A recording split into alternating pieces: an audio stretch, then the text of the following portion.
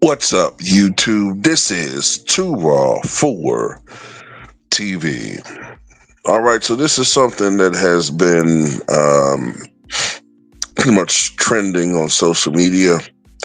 So, look, during, I would say, the last 3 of the 4 years of Joe Biden's presidency, I and many others have been sounding the alarm that Joe Biden's cognitive skills, just from the outside, we didn't even know 80% of the stuff that's out there now, but you could clearly see there was a decline in the health of Joe Biden, in particular his mental faculties. You know what I'm saying? It even appeared that he may have been suffering from, if not Alzheimer's, maybe dementia, all right?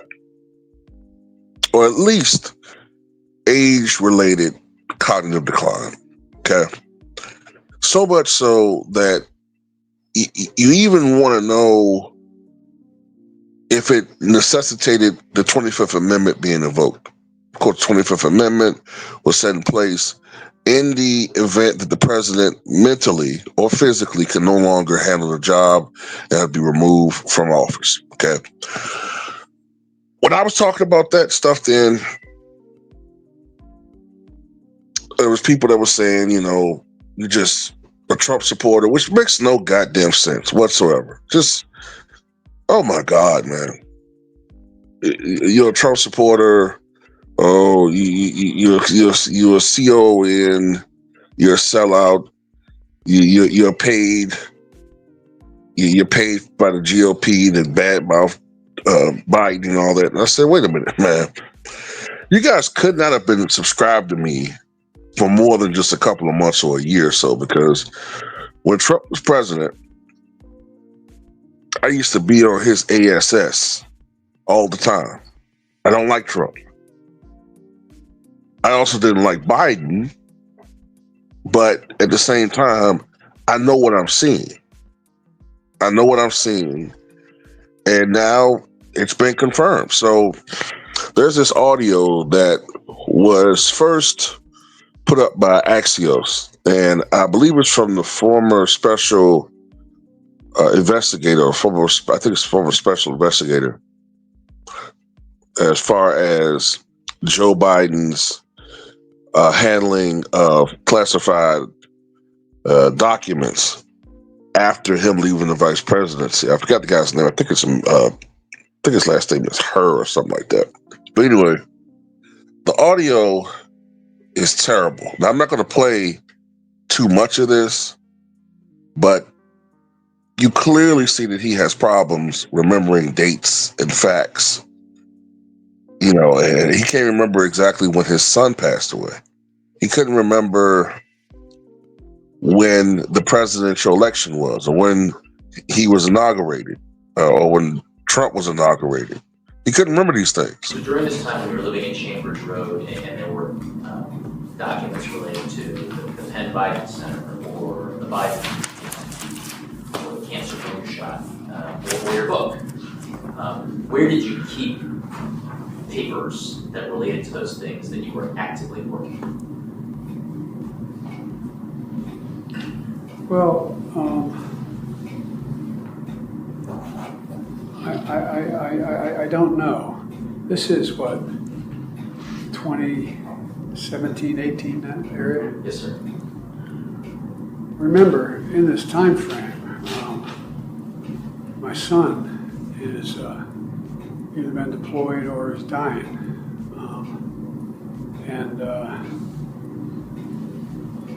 And so it was, and by the way, there were still a lot of people at the time when I got out of the Senate that were encouraging me to run in this period, except the president. I'm not a mean thing to say. I mean, he just thought that she had a better shot of winning the presidency than I did. And so I hadn't at this point, even though I'm at Penn, I hadn't walked away from the idea that I might run for office again. If I ran again, I'd be running for president. And so what was happening though, what month did Bo die? May 30th, 2015. was it 2015 he had died? 2015. I think it's 2015. Or, yeah, I'm not sure the months are, but I think that was. Yeah. That's right, Mr. President. And what's happened in the meantime is that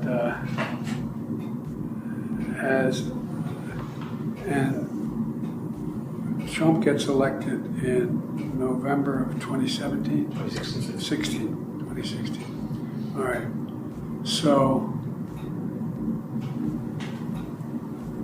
why do I have 2017 here? That's when you left office, January of 2017. Okay. But that's when Trump gets sworn in. Right, January. right, correct. Okay, yeah. And in 2017, Bo had passed, and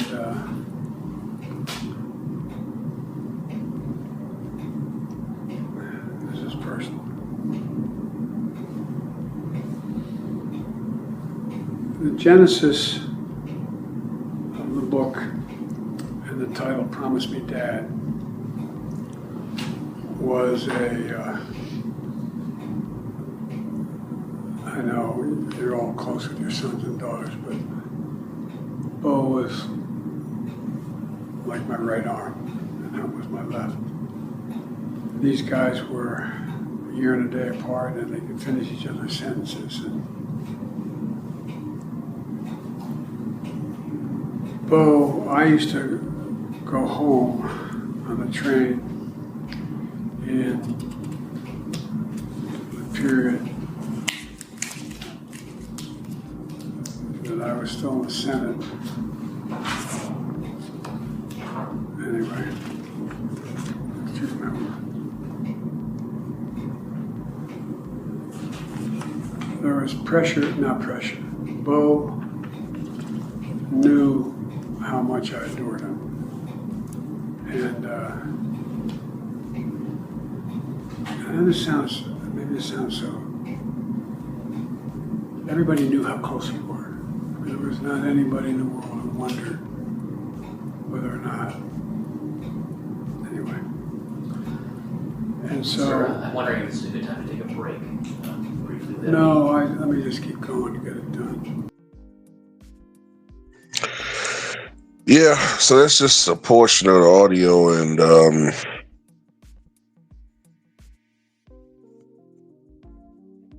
you know, it's bad. And the reason why I say it's bad is because from what I can recollect about Joe Biden when he was just the vice president, when he was still an older guy, but you know, in his 60s, early 70s, he was a much sharper person. He's always been a pretty sharp guy. So to see him struggling with dates and getting lost in his thoughts, and you know, this was probably one of his good days, because I've read that when he was president, that there were some days when he was not even really functional. And there were some days where, you know, in his better days, he was sort of functional between 11 a.m. and 4 p.m. and that's about it. I think, you know, outside those time periods, he really couldn't hold meetings. Couldn't be functional. And then, you know, you heard this story about the auto pen, the person who basically had been a essentially signing important documents and running the White House, you know, basically the de facto president. And there's been some speculation that it was Susan Rice. There's some speculation that indirectly Barack Obama was running the White House through surrogates, and I tend to believe that. I tend to believe that, and you know, my thing is this: don't now. I just don't want people all of a sudden now, because of his poor debate performance in June, this past June, right? Don't now all of a sudden throw him under the bus, because all these media people have been covering for him since 2022 or late 21, when he really started going downhill. You knew that he was going downhill, but you covered it up because you wanted to basically, you had an agenda. Most of the media is liberal or Democratic, and you wanted to protect him. You wanted to protect Joe Biden. You wanted to protect Kamala Harris. And if anything, you wanted to promulgate this lie long enough that he's fine. Anybody who's questioning it, they just, have this issue with him or the Democrats, and just false information, or just outright lying. And you thought you could push him over the finish line for a second term when he changed his mind about running for a second term. But then when he got exposed in that debate, then they turned their backs on him, forced him out, and tried to push Kamala Harris as if she was Barack Obama, the female version, even though we knew she was the most unpopular person in the party. And there was talks about getting rid of her in the event that Joe Biden ran for a second term and replaced her with a different vice presidential candidate. Someone coming down with a cold again. Jesus Christ. But anyway, so yeah, we don't want to hear this shit now. Now, because she lost, now they're throwing Joe Biden under the bus as if he was the problem, he was the fault. Now that it's pointless and nobody gives a shit, now the truth comes out. That's my problem with this whole situation. And by the way, Trump is also showing signs of cognitive decline. So I'm tired of the people who were these Trump supporters who saw every little, misstep, every little misquote, every fumble of the fumblerooski of the tongue with Biden, every shuffle, every stumble. But with Trump, you want to ignore the fact that he's clearly fallen off too. Then you say, oh, well, he's almost 80. Well, you knew that with Biden too. That ain't my fault. If anything, that means he shouldn't have ran for another term. You guys talking about him getting a third term? But anyway, that's all I got to say about it. Tell me what you guys think. Oh, and by the way, to the person who told me I need to stop talking politics because it's going to hurt my channel, I've been talking politics since I started this goddamn channel years ago. And if it has hurt my channel as far as people subscribing to me, I don't give a shit. Don't care. I don't. I quite honestly do not, because I love politics, and it's something that I have studied and had a passion for since I was a little kid. And just because I'm a black man, you just assume I'm going to vote Democrat, or excuse me, you assume I vote Democratic and I'm going to have certain viewpoints. You just make those assumptions. Therefore, you're not going to like me. Therefore, that's why you're telling me not to talk politics, because you just make an assumption of what I'm going to say, you stupid bastard. So I asked off my channel.